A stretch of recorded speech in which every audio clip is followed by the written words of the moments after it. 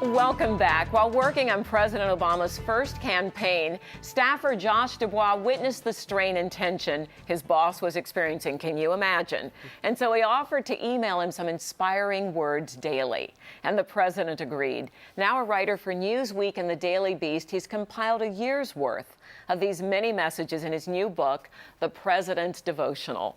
He's also founder of Values Partnerships, which advises leaders in government, business, and the nonprofit sector of faith-based partnerships and religion. That's a mouthful. And he joins us this morning. Welcome, Joshua Dubois. What an honor to be on with you. It's a pleasure to be with you, and I must congratulate you. You're a newlywed. That's right. 65 days? 65 days ago. Oh, and Mrs. Dubois is absolutely stunning. Isn't she great? Yeah. And I know that she's also brilliant. Yes, she is. Right, that goes without saying. Yes. Well, see, you're saying good for a new husband. She's brilliant. Right. She's beautiful. All of the above. She keeps me running, definitely. Good. Yeah. Now, this book was so beautiful. Oh, I actually read some excerpts from your book in a seminar I was teaching this past weekend. Oh, wow. That's and wonderful. it was very inspiring for the people. I'm training people to be power coaches, and we're doing empower, meaning tapping that inner source. Absolutely. And of course, that's what you're all about. That's what it's all about. In the book. Now, how did you come? Everybody wants to know. How did you get that job? My goodness. Well, I certainly didn't think I was going to be sending the President of the United States devotionals every morning when I first started. I was working on the 2008 presidential campaign, like thousands of other folks around the country. And in one of my private times of prayer, just by myself, I felt God saying to me that this man, Barack Obama, had so many different supports around him. He had policy advisors and political supporters, but I wondered who was thinking about his soul. Yes. And I thought maybe I should send him an email, an encouraging word to begin his day. I'd never done that before. I had to get his personal email address. I didn't know if I was going to get fired for sending him an email, but I wrote a meditation on the 23rd Psalm and sent it off to him, and he responded and said, Joshua, this is exactly what I needed this morning. Would you do it every day? And 6 years later, I've been doing it every day. That's wonderful, because everyone needs that starting point. That actually, I have to tell you, is what I used the book for. Oh, wow. Because when starting with my classes, and I start my day with a devotional, because we need to be spiritually centered. Now, I'm speaking as a psychologist right now. Yeah. This is one of the things that lowers stress and anxiety. We actually have research that shows that depression lowers anxiety, if we have some kind of spiritual center. And you gave that to the president, and God knows he needs it. Well, I think all of us need, as you said, that moment to disconnect before we start our day, to not sort of wrap ourselves around our to-do list and politics and the latest on the news, or, the latest crises in our family, but really think about eternal principles to start our day. And that's what I tried to do for President Obama. Beautiful. Now, what prompted you to send him the meditation on the 23rd Psalms? Because of all the Psalms, that's not only the best known, but I believe one of the most powerful. I think it is. I mean, it's really about restoration, even with trouble around you, how to find that deep wellspring of peace, even when we have some dark valleys, some valleys that feel like the shadow of death around us. And so I wanted him to know that Preach, Joshua. I got goosebumps when you said it. Oh, that was wonderful. Even in the most intense moments of the campaign, it's still possible for him to find rest. That's what I wanted to communicate that day. Yeah. Oh, and he felt it. Yeah. Because we do connect, all of us,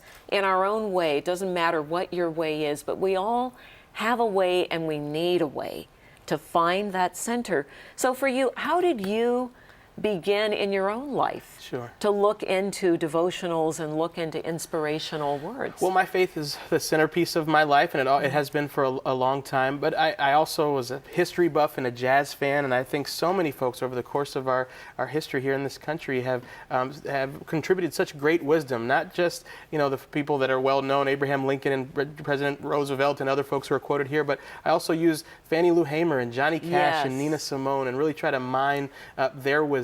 For a lot of wisdom there. Exactly, yeah. So I think I was always the type of kid who had his nose in a book somewhere, and I was able to pull all that into the devotional. That's beautiful.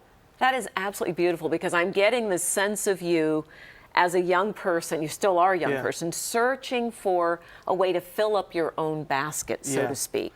Well, that's definitely what the case, but I never knew what I was going to use it for, and I think God just sort of ordained it so that I would be able to finally use all that information that was kind of stored up in my head in a helpful way. So. I'm curious, when the president gets these messages from you each morning. Yeah. About how long do you think it takes him to read them and reflect?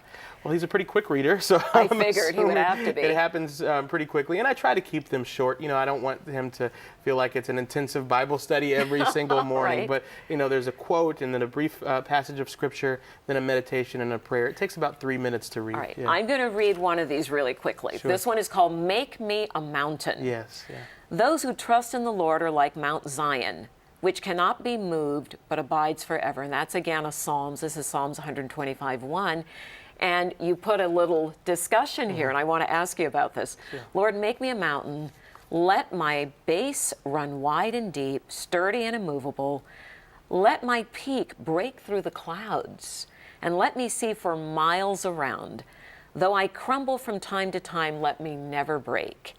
And you go on to say, let my posture always be pointed upward, toward worship, toward you. Lord, make me a mountain like Mount Zion, which cannot be moved and abides forever. Right.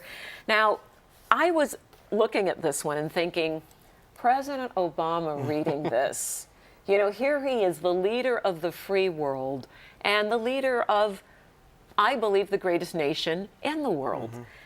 And reading, let me be like Mount Zion. Yeah.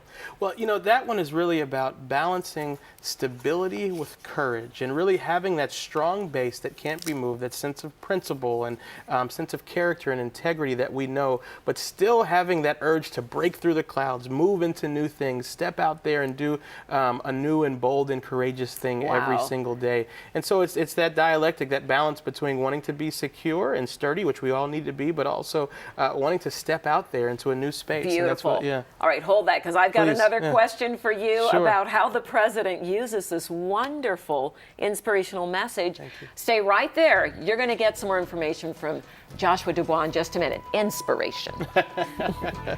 Sure.